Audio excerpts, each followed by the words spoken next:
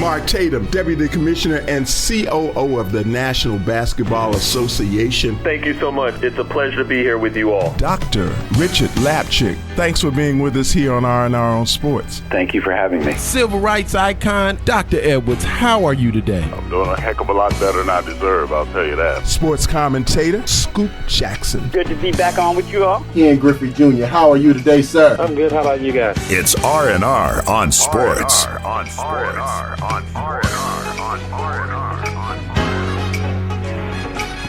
Hello and welcome to R&R on Sports. I'm Howard Robertson. And I'm just one word. Absolutely fantastic. That's one word. Larry Robinson, what's up, America? You were educated in Kentucky, right? In Kentucky, yeah. Good old public school. Good old public school. Absolutely, whatever. That's good. All right. What's going on, man? How you doing? It's all good, man. It's all good. The world is changing around us.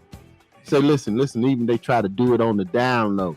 See, the Warriors, the Golden State Warriors of the NBA, they have changed. They have applied for a new name through the U.S. Patent Office. So they trying to do it in the quiet. Why? Because of the NFL situation with the R word, the Washington R words. Since they've changed their names. That's not an R word. That's a W word. Warriors. How is the term Warriors offensive? I think because it's pointing to a specific sector of people. And I think that is what no, issue. Warriors are anybody who fight. I think you're going. Warriors are anybody who fight. I think you're going to find that there's going to be changes with the Braves. I think there's going to be changes with the Indians.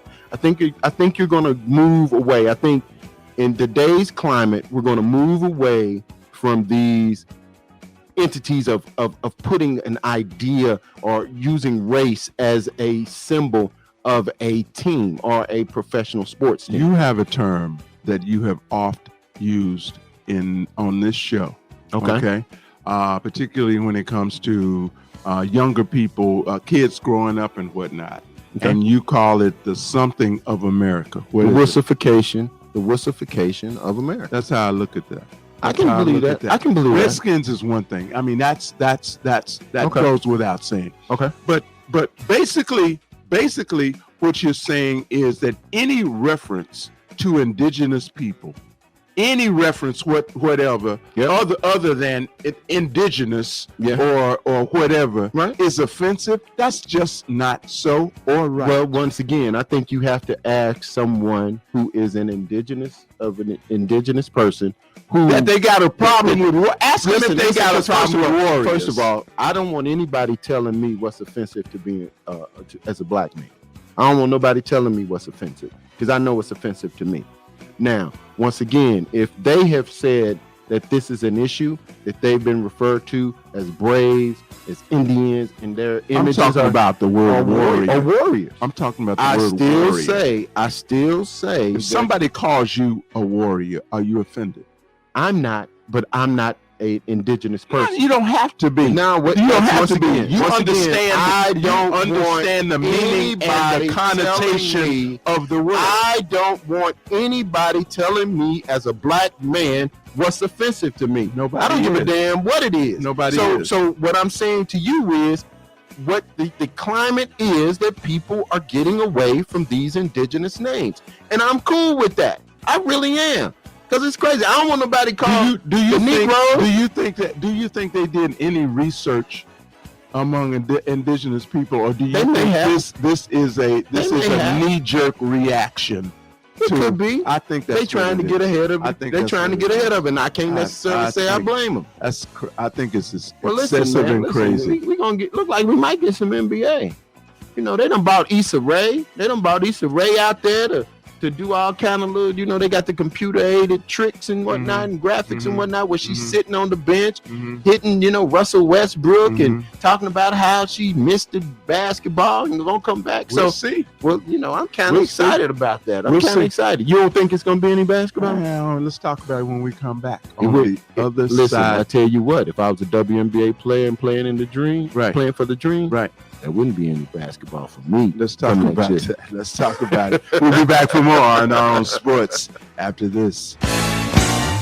Hey, this is Dr. J. This is Shaq Adocious. Yo, what's up? This is Ice Cube. And you're listening to a little R&R. R&R on sports. Black Spirit Power. We are on a new network. I heard that. Yeah, we're on this new network called KUDZUKIAN. I know it's a crazy name. It's like sounds like kudzu. Right, yeah, which like the is a grass. parasitic flower. There you go. We for the kid We game. killing this game. I am Marcus Seabear. Okay. I do the Comics Corner, Star Wars, Star Trek, Buck Rogers. Alrighty.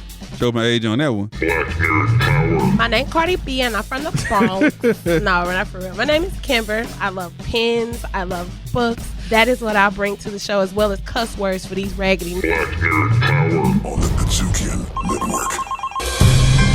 Thanks for calling the 3 Wishes hotline, where your wish is our command. Get 3 wishes for only $3,000. This is Gina speaking, and what are your wishes today? Yo, what up?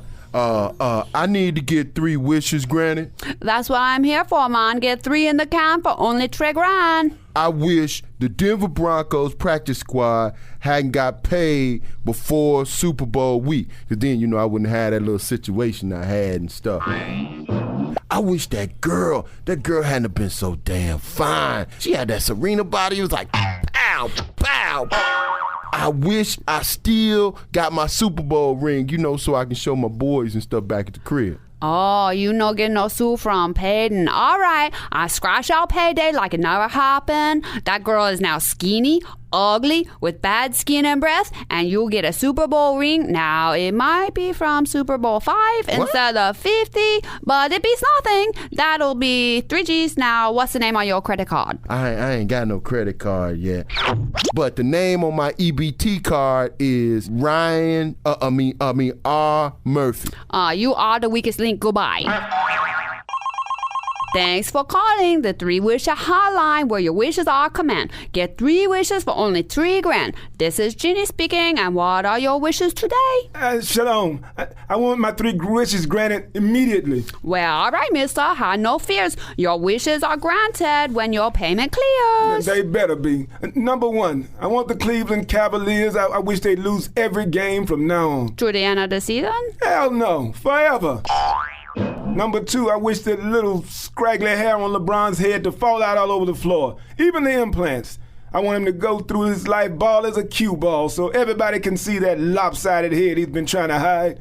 And number 3, I wish all the players and everybody in the Cavs front office would immediately experience severe male member shrinkage. Oh, my severe? Damn right. Oh, we talking small? Tiny. Like Pee-wee jockstrap? Nah, like a Band-Aid. All right, the Cavs is going 0 and forever. LeBron hair is out. Shrinkage is underway. That'll be 3 G's. Now, what's the name on your credit card? It's D. Blatt. Okay, Mr. B. Fat. I said D. Blatt. D-B-L-A-T-T. You dumb. Oh, all right, Mr. Blatt. I'm so sorry. Your payment has been processed. Wishes have been granted. And now I need you to do me one more thing. What is it? Unzip your pants and have a squint. But let me tell you this little hint. The next time you try to please her, you're going to need a magnifying glass and some tweezers. Oh, God, where did it go? Who's the bitch now, Blatt? Entrepreneurs should check out Grindset because these are the stories of entrepreneurs told in the most raw, unassuming, and honest ways. And every episode, you will hear things that you didn't know that will no longer scare you, and you will feel encouraged to take your entrepreneurial journey because these are entrepreneurial heroes, and they'll show you the way. R&R on sports. Every day afraid of us. You know this ain't a game to us. You strange to us. That's when we getting dangerous. Come on. This is serious. We could make you delirious. You should have a healthy. We are back from R&R on sports, and so let's talk about this. So, first thing, let's deal with this WNBA deal. Okay, Senator, right, go for it. Kelly Loeffler, one of the minority owners of the Atlanta Dream WNBA team, says that she's not a fan of Black Lives Matter. She believes that Black Lives Matter has no place in sports and feels that that it's alienating a certain sector of fans. What would you say if you were playing for the Atlanta Dream as an African American woman, if it was one of your owners? that made that statement?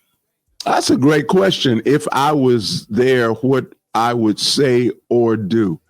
And I don't know that I can answer that because I think it would depend on whatever I came up with in terms of a strategically and tactically in terms of what I should do in that particular position. So I'm not going to say that I would, one, not play, two, go cuss her out or whatever. I'm not saying that. I don't know. That's a pretty tough. Well, let me say this. And that every player has to answer for themselves based on their own situation. Well, first thing I would ask for a trade, because I would really have a difficult time playing for what I would consider a racist owner. Number one. Number two, if I had more options like Maya Moore, Brittany Griner, some of the other Tarasi, some of the other top ball players, Sue Bird and I would literally probably sit out the season if I was relegated to the Atlanta Dream, because I have a squad that I play for overseas, which is what, some of the players have done. Like Maya Moore, she's playing internationally as well as here for the WNBA. So in the WNBA, money is not as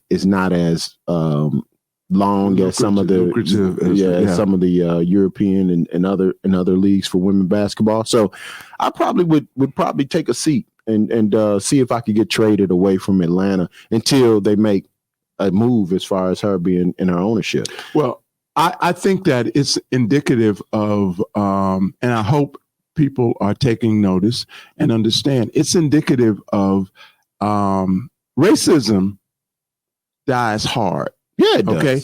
Racism is no punk. Right. They're not going to go quietly into that good night. Okay. Right. So they're going to be people that are going to be raising up against it, against Black Lives Matter and all of that. And these are powerful people, a lot of whom you don't hear from right through here. Right.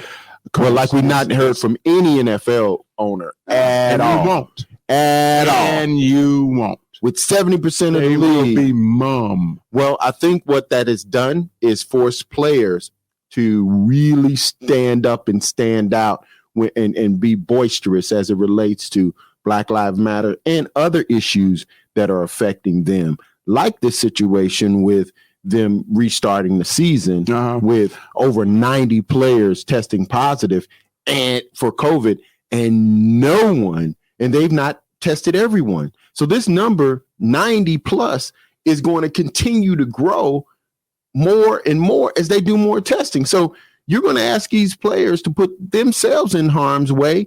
In addition to that, you're going to say put your family in harm's way, because if they have any interaction with their players and their families and things like that, you got older people, grandparents, all of that. I'm going to tell you something about that. You're listening to R&R on Sports on the KUDZUKIAN Network, and we're happy about it. Please continue. So listen, my personal experience with that is this. My oldest child, my daughter, as you well know, is a second grade school teacher. Absolutely. And so right now, school systems all over America and probably all over the world are trying to decide what they are going to do, whether or not they're going to go back in person or whether or not school would be entirely virtual and distance learning in terms of that. So as my daughter is wondering what to do relative to being a teacher as well as a parent, because we have an 11-year-old granddaughter. Right.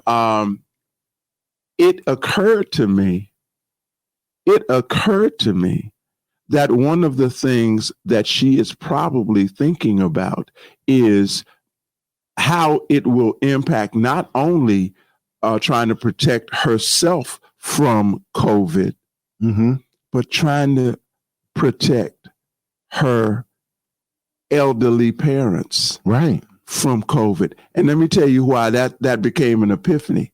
Because even at this age and stage of life, my wife and I ain't used to responding to the term elderly. We ain't that, we not those people in our own minds. Right. But, it's because she can come over She comes over all the time. I'm giving Addison piano lessons, for example. Right. She comes over all the time. And I'm thinking, if you go to school. Right. I mean, you got kids from everywhere. Right. All over the city. Right. In all kind of environments. Well, listen, I'm telling you an instance I had. I got to go home. I wanted to see my dad. Check on homes and all that stuff. So I go to Louisville, and I ended up talking to some friends, and he said, "Hey man, come by the house and have a drink." Mm-hmm. Went by the house. It was about 13 people there. over there. Yeah. But nobody in a mask. Yeah.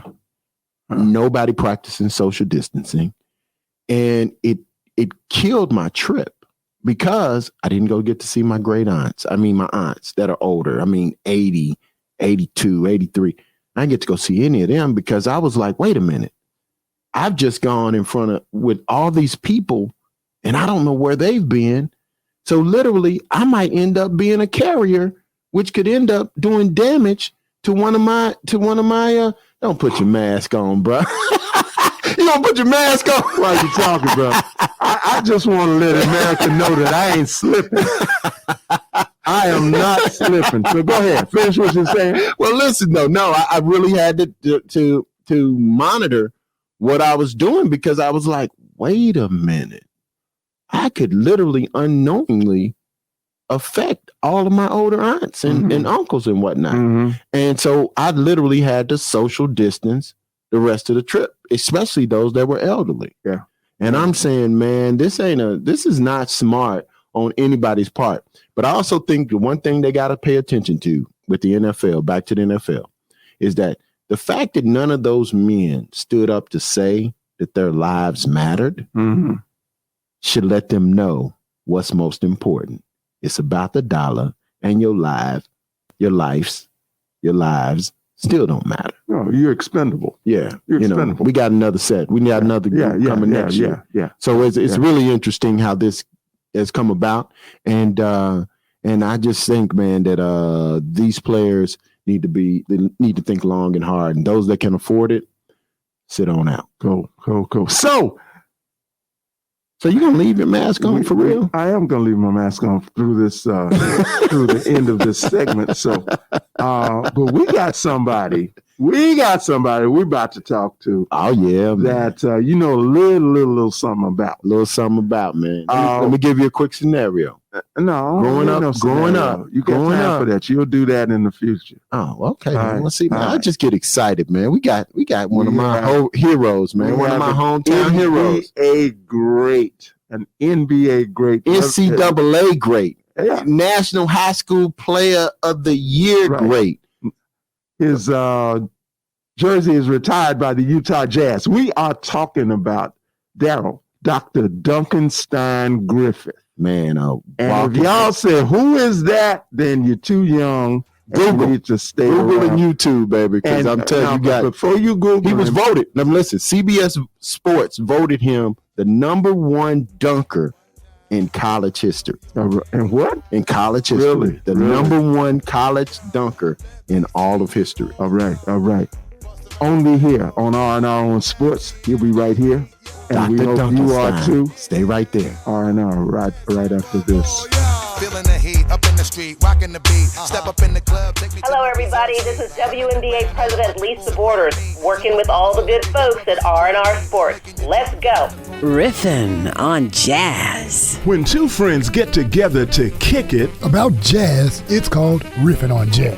Catch us riffing on jazz every week right here on your favorite broadcast or podcast platforms. Riffin' on jazz on the KUDZUKIAN Network. The Utah Jazz is very proud to select Darrell Griffith, 6'4". Dr. Dunkenstein from the Utah Jazz, Darrell Griffith. You know I thug them, hug them, love them, leave them, but I don't trust or need them. Take them out the hood, keep them looking good. Hello and welcome back to R&R on Sports. And of course, we call this segment Eye Conversation. Icons, baby. Icons. And today the icon. Wait. Now, bruh. You don't see. Listen. Why are you interrupting? For a Louisville That's champion, so rude. Champion, only Louisvillians get to announce a Louisville champion, introduce a Louisville champion. So listen, man. Nobody from Memphis will ever get an opportunity to introduce this brother. Listen, y'all. This is NCAA champion, Final Four most outstanding player, Wooden Award winner, consensus first team All-American. Listen, man, he is also my hero. Second pick in the draft. Rookie of the year in the NBA in 1981. Retired jersey from Louisville and Utah. We talking about none other than the king of Louisville. King of the West End. Darrell, Dr. Dunkenstein, Griffith. What's up, What's fellas? up, my brother? How y'all doing? Man, wonderful. Absolutely wonderful, man. Doing good, man. This is an honor, man. I'm trying to contain myself. Okay. This brother literally is the reason why I love hoops so much. Because see, you got to understand, Louisville, University of Louisville, was the city of Louisville's pro team. Seriously. So we treated them like pros. So this dude was the man. He was like after Ali, it's Darrell Griffith. Is that right? He's number 2. Absolutely. Yeah. Am I lying, Darrell? I'm just here. He wants you to co-sign that. He wants you to everybody in the league will. Everybody in Louisville will. They'll definitely get it. They'll definitely get it. Well, welcome to R&R on Sports, Dr. Dunkenstein. Good to see you, man. Good to have you. Guys, man. Happy to be here. I'm telling you. So, man, you got to tell us the journey. Male high school, University of Louisville, Utah Jazz. Kind of give us some color in between how you end up from at Male to Louisville, then all the way out there in Mormon. And I got to tell everybody that's not familiar, when they say Male, it's M-A-L-E, not Male high school, not M-A-I-L. Male traditional high school. I'm sorry. I would have to back it up to my elementary school. When I went to school, the years I went to school, elementary school was grades 1 through 6. Okay. And junior high was 7, 8, 9. High school was 10, 11, and 12. Okay. So I went to elementary school, which is about 4 blocks from where I grew up at, called Virginia Avenue Elementary, which they changed to Jesse R. Carter my 5th grade year. I left there and I went to Duval Junior High School. And Duval Junior High School was the dominant junior high school in the city. The team that I played on supported all the city high schools with talent. Absolutely. We went to Male Central. Right. Went to Shawnee. But all the talent came from Duval Junior High School. We used to have a junior high school league at Male High School on Saturday mornings where all the city junior high schools would play. And during my time, high school coaches could recruit. So they would come to the junior high school league at Male High School and check us out and try to get us to go to their high schools because there wasn't any districting. You can go anywhere you wanted to go. It was interesting being recruited in junior high school. So the junior high school team I was on was pretty stacked. We had guys by the name of Darrell Yarbrough, Fenor Crook, Bobby Turner, and me and Bobby and Tyrone Cunningham went to Male. Darrell Yarbrough and Fenor Crook and a guy by the name of Henry Lee Myers, they all went to Central. Now, we all end up winning state tournaments, and we end up playing against each other in the state championship game my sophomore year. And let it be known that we couldn't dunk. the dunk come into my freshman year in college. Let me ask you a question. At that time, because y'all dunking warm-ups? Yeah, before the refs came out. Yeah. But if the refs saw you, and a lot of people find this hard to believe because that's the way it was when I was coming through. You couldn't dunk? No. Man, whatever, man. What are you talking dunk, about? Bro. Man, you don't know nothing about me. Bro. Anyway, if you, to your point about before the refs came out, if they saw you, the first year, my sophomore year, you could dunk in warm-ups and nothing was said. My junior year, however, if you dunked in warm-ups and the refs saw you, they would literally start the game off with a tech. Yep. Yeah. That was That's how it worked. So what we ended up doing is we just sent our trainer to the door where the refs would come. Let you know. and he seen the refs come, he waved the flag. No more dunk. Let me ask you now. This is the brother who actually made famous the 360 dunk in a game. So when was the first time you did a 360 dunk in a basketball game? Let's back it up. When I went to University of Louisville in '77, they just reintroduced the dunk. Okay. So that was an opportunity for me. My eyes just lit up because you could dunk in the game. We were never able to do that. Right. So we that team from '77 to '80, the year I graduated, we were called the Doctors of Dunk. Now, people don't understand that before Five Slammer Jammer and before the Fab Five, it was a Doctors of Dunk. We're the team that put the dunk on the map. Mm-hmm. We became the team that everybody gravitated to because we had a lot of high flyers on our team. Real quickly, for the youngsters that are listening, okay, explain to them why we couldn't dunk. You couldn't dunk because Lou Alcindor. There you go. He was 7'2", and they took the dunk out for 9 or 10 years because he was just dominating. And then the NCAA made a ruling where the dunk was illegal, and they put it back in. Unfortunately, of my freshman year in college. As we sit here many years later, ain't that something? Ain't that the craziest thing? Nobody would imagine that anybody would do that. But that's how they've been doing. Folk who look like us all the time. Change the rules. Literally. Actually, we there's a producer in California. We were working on a documentary before the COVID. Is that right? Came. We were working on a documentary called Dr. Dunkenstein and the Doctors of Dunk. And we're going to talk about that, what we're talking about now, how the dunk was taken out of the game of basketball, how it was reinstated, and how we changed the game because we became a road show. Unbeknown to us as players, just want to play and dunk the basketball in the game. But we had a lot of high flyers on our team, and they're gonna do a documentary on that called Dr. Dunkenstein and the Doctors of Dunk. So we'll probably resume the filming and stuff once this virus dies down. Yeah. So listen, this is R&R on Sports, and we're speaking with Dr. Dunkenstein himself, Darrell Griffith. Darrell, listen. You were highly recruited out of high school. I mean, seriously recruited. I was in my high school playing the nation when I came out. If not Louisville, where? Where was the place that was the number 2 place? Well, I had a pro contract offer straight out of high school. And that was with Kentucky Colonels, right? There was a Colonels. I can't think of the NBA team, but my dad wasn't having it. Oh, really? He wasn't having it. He said he was going to school. So it came down to Louisville, Michigan. Oh, wow. Yeah. So I was probably the night I decided, I was up and I went in the kitchen and my dad happened to be up. And I said, Dad, why you up? I want to let you know I made my decision. He said, where you going, son? I said, I'm gonna stay home and go to the University of Louisville.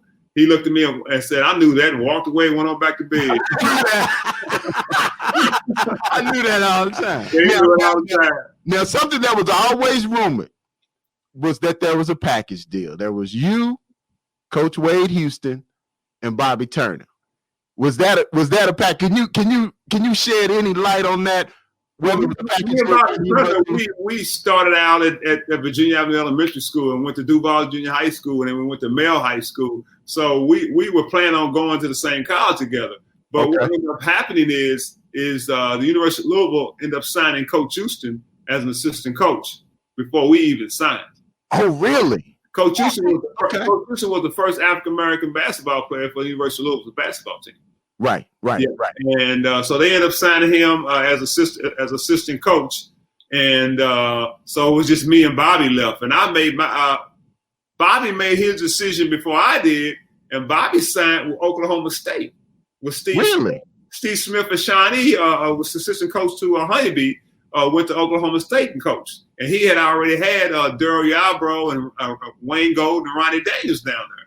Wow. So Bobby signed with them, but the rule states that you signing a letter of intent is not valid until your parents sign. Oh. So I called Bobby up and said, man, what's the deal? He said, man, I don't know. He said, I don't know if I really want to make his decision or not. So the University of Louisville found out that Bobby's daddy hadn't signed the letter of intent. Oklahoma State knew that his dad hadn't signed a letter of intent. They didn't know where Bob's dad was at. It's like, so I was trying to find him. So Mr. Turner ended up, he was out of town. He ended up servicing and signed the letter of intent for Bobby to go to the University of Louisville. Wow. Dr. Dunkenstein. Griffith, we're so glad to have you, man. We're going to be back for more on the other side. I mean, we're going to get into it. We're going to get into it, man. We're going to get into Okay. The dunk contest. Okay. Man, listen, don't be stopping me when you talk about Louisville, man. It's Louisville. We the city of champions, bro. Don't be hating, man. You got to try to control. This boy has lost his mind. Having you here, he has lost his mind. But we'll be back for more R&R on Sports right after this. Big pimpin', spinning cheese. We be big pimpin' on BLADs. We be big pimpin' down the Hey baby, this is the Reverend Al. You know me. Whenever I'm riding around in town, I'm always listening to Howard and Larry on R&R on Sports. I started to write this song about you. Entrepreneurs should check out Grindset because these are the stories of entrepreneurs told in the most raw, unassuming, and honest ways. And every episode, you will hear things that you didn't know that will no longer scare you, and you will feel encouraged to take your entrepreneurial journey because these are entrepreneurial heroes, and they'll show you the way. This is America. Don't catch you slipping now. Don't catch you slipping now. Look what I'm whipping now. This is America. Back for more R&R on Sports. Listen, I know you're not going to try to introduce this brother. See, man, I'm telling you, man. I told you the time is out for that. You did that. Okay, that was a nice little bit, man. You did that. So can we get back to all right, man, go ahead. Quit being man, see, you just irritate me, man. You irritate me, brother. Listen, man, we here with Darrell Griffith, University of Louisville great, Utah Jazz great. I want to know how brother survived in Utah for 11 years, man. Well, when I first went out to Utah, my first season was the worst year I had in professional sports. In sports, period. Because I go from winning a national championship to 17,000 sellout crowds to going to Utah, and we're the worst team in the league. Worst team in the league. Wow. Yeah, terrible team. Yeah, not only that, culturally it was different because there were only 1,200 blacks in the whole state of Utah. How many?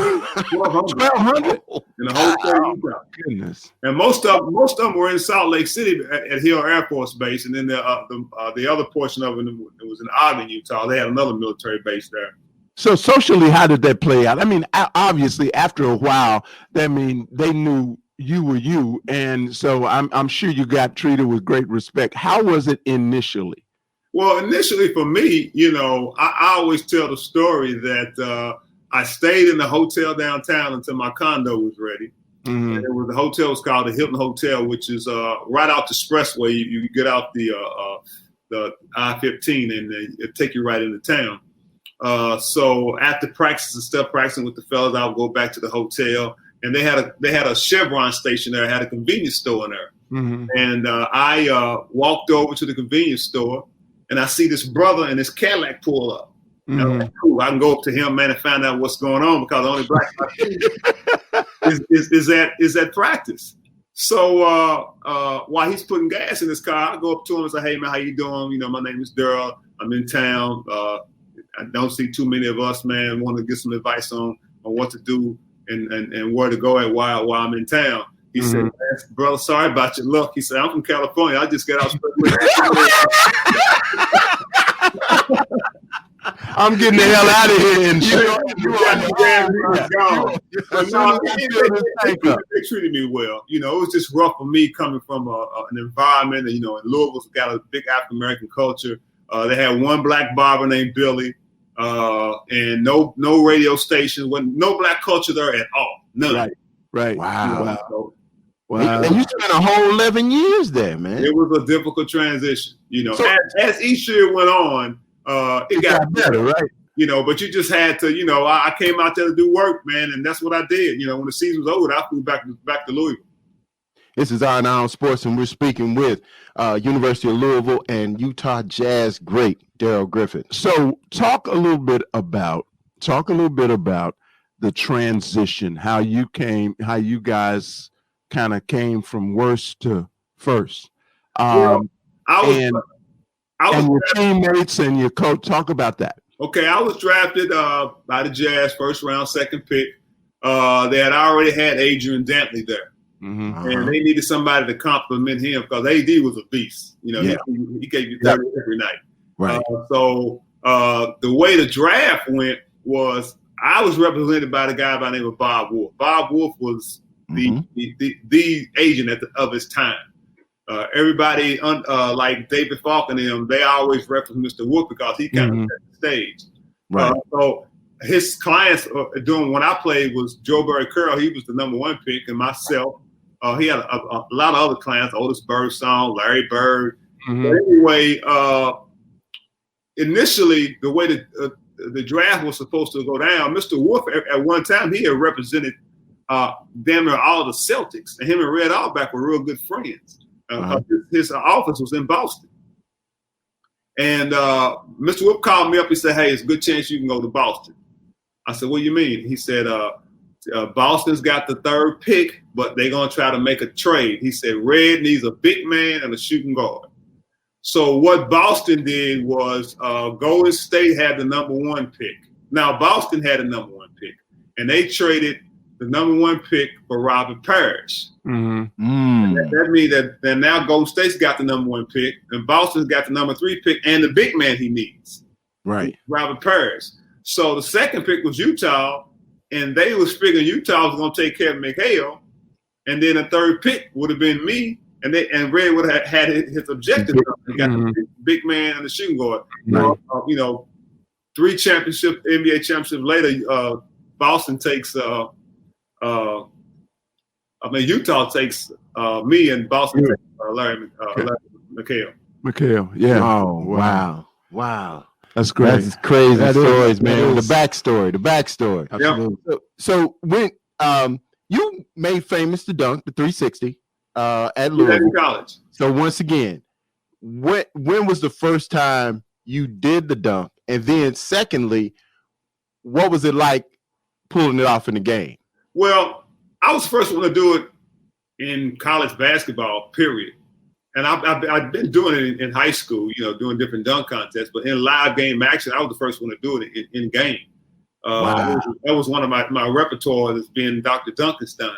I can't recall what game it was, Larry, but I just, anytime we were on the break by ourselves, it was showtime. So you did what you had to do. And, so it just came to me, one game, the opportunity presented itself, and I 360'd in the game. And, that kind of added to the amazement of our team and why we were always in any city that we went to.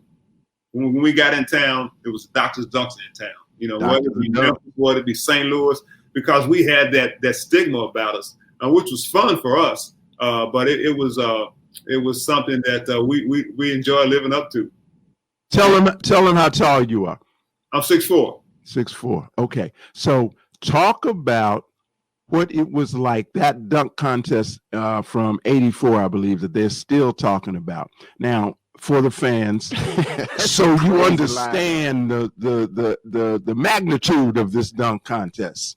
Well, that was the first dunk contest. First one. The first one was in '84, and that was in Denver, Colorado. Right. Yeah. In the dunk contest, the first NBA dunk contest in 1984 was Larry Nance Sr., Michael Cooper, Clyde Drexler, a cat named Julius Irving, I believe that's his last name, Edgar Jones, Ralph Sampson, Dominique Wilkins, and Orlando Woolridge.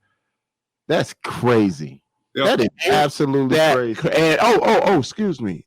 And Dr. Dunkenstein, Darrell Griffith. Yeah, Darrell. So, did you do the 360 in the contest? No, I was saving that for the latter rounds, which I didn't make.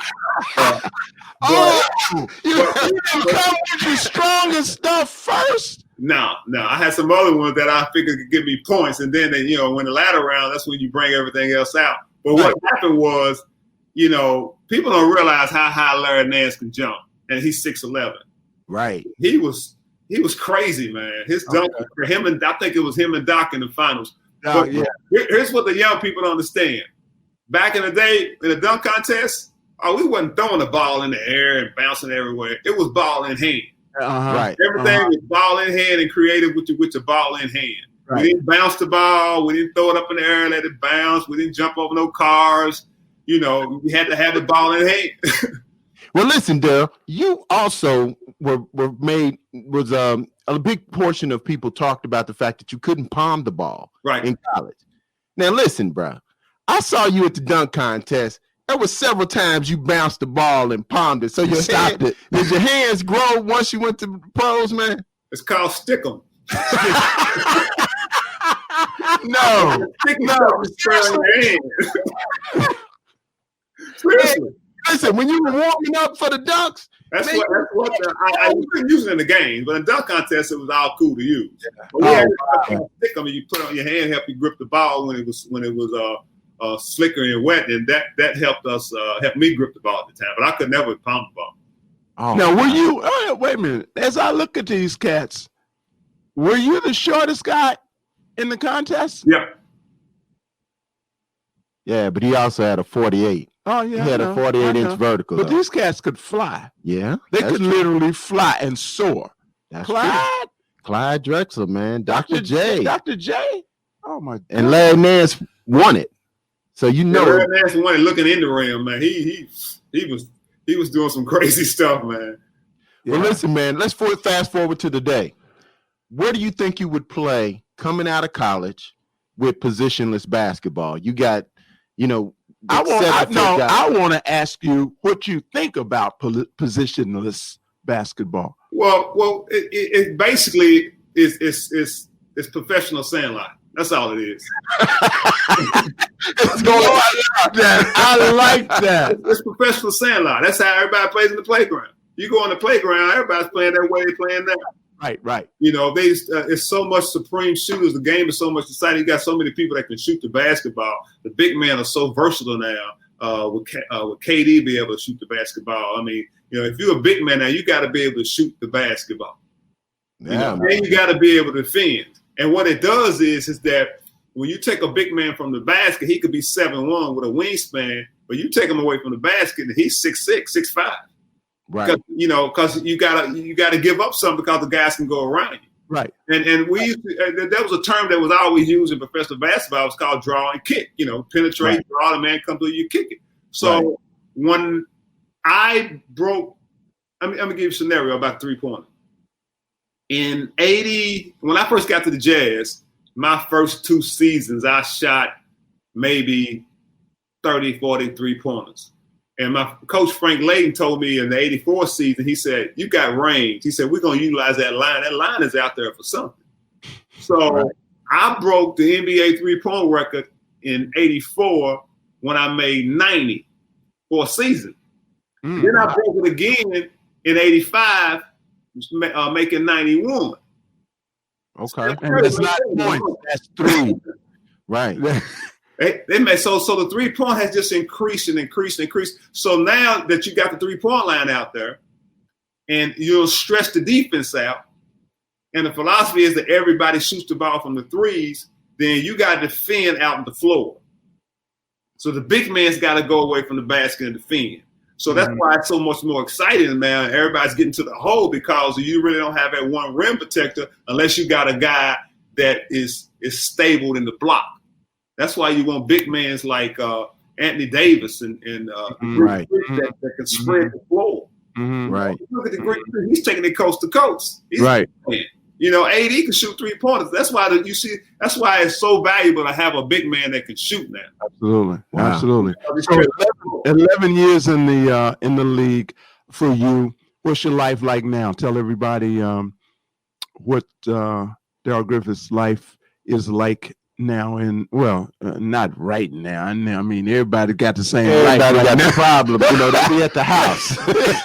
well, I can tell you as a former player playing back in that era that we sitting back, all the former players sitting back shaking their head and just wondering like, man, if I was playing now, what would my contract look like? Because these guys' contract is sick, man. I mean, you should be an 8th, 9th, 10th, 11th man on the bench and making $12 million a year. Right. And that was unheard of back when we played.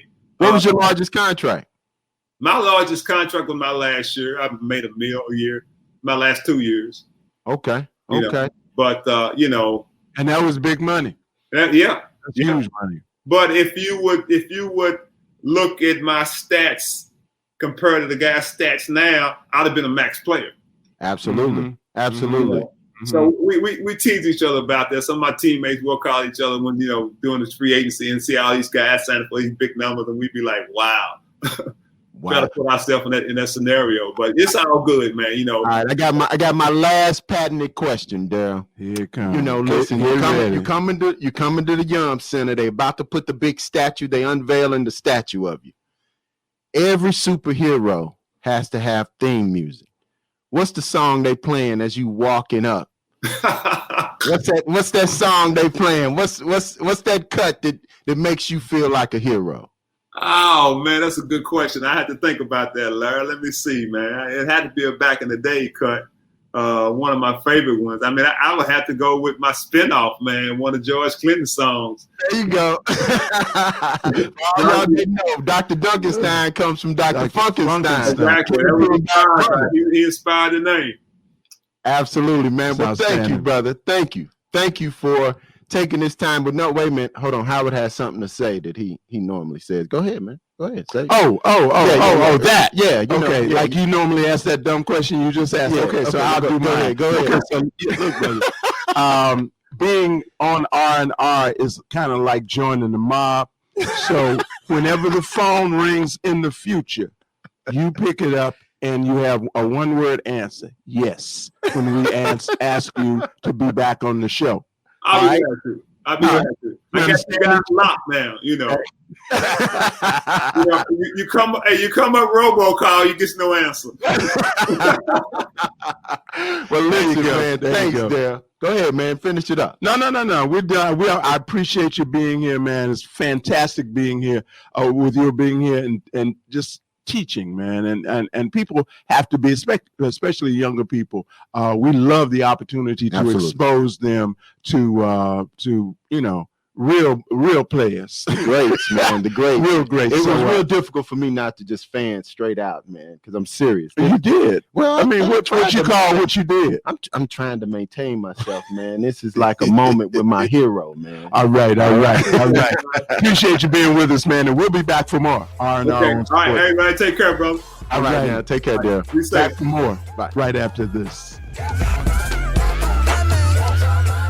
Hi, this is Ricky Catchings, and you're listening to R&R on Sports. I like the way he said funking around. Yeah, that's what they're doing. I did like that, but he said the older I'm gonna start using it. He said the older electorate is funky. Well, basically, it's what he's saying. He's saying that midterm elections funking around, and that's true with our future. Because it's noted. And I think you're absolutely don't let midterm elections. Don't let them funk up the future.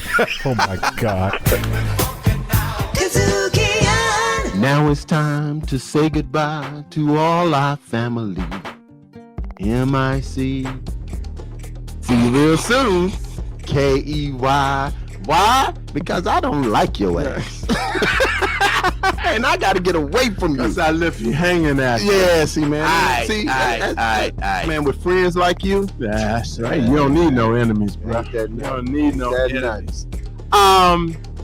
I don't know what I want to go out with. I am going out with some very, very interesting expectations. Okay. I want to see.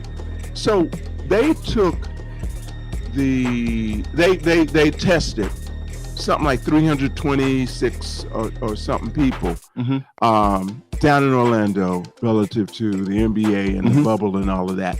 And you know how many positive? Zero. Right. Okay. What I want to see is how Rona handles that. I want to see how if it comes up, right, and how it comes up, and with whom it comes up. That's going to be very, very interesting to me.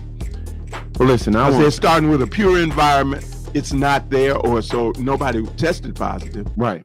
And so I'm anxious to see what happens. I'm gonna shout out my man Darrell Griffith, and along with Darrell Griffith, I'm gonna shout out Coach Wade Houston, who was instrumental in helping us to get Darrell on the show. I'm also gonna shout out my homegirl Anita Stringer, her brother Jerry, as well as Keith Satterfield, who's also helped. So thank you guys, the homes, all Louisville folks that helped, bring this together, and I truly appreciate their assistance. And another reason why HBCUs are important, because Anita was a young lady I went to school with at Mayo High School, but also at Kentucky State University. And so females went to Mayo? Yeah, females went to Mayo. Oh, well, I thought it was a boys' school. Why they call it boys? It was named after somebody named Mayo? No, it used to be a female school and it used to be a male school, and they then combined them and it all became Mayo. Mayo. Wow. But it was co-ed. Yeah, it was co-ed. Ain't that's a lesson. Purple and gold, man. You would think we were Q dogs. We were the Bulldogs, male Bulldogs, and we were in purple and gold. All right. With that, we're going to say thank you very, very much for being with us here on R&R Sports. We always appreciate having you, no matter how you access or how you listen to us, but we will ask that you download the KUDZUKIAN app. Absolutely, from Google Play or the App Store. Just go Google KUDZUKIAN and you'll find it. We got some hellacious shows. Y'all check them all out. I'm Howard Robertson. And I'm the great one, Larry Robinson. Peace. Later. You've been listening to a little R&R on sports, written and produced by Howard Robertson, Larry Robinson, recorded and mixed in Memphis, Tennessee.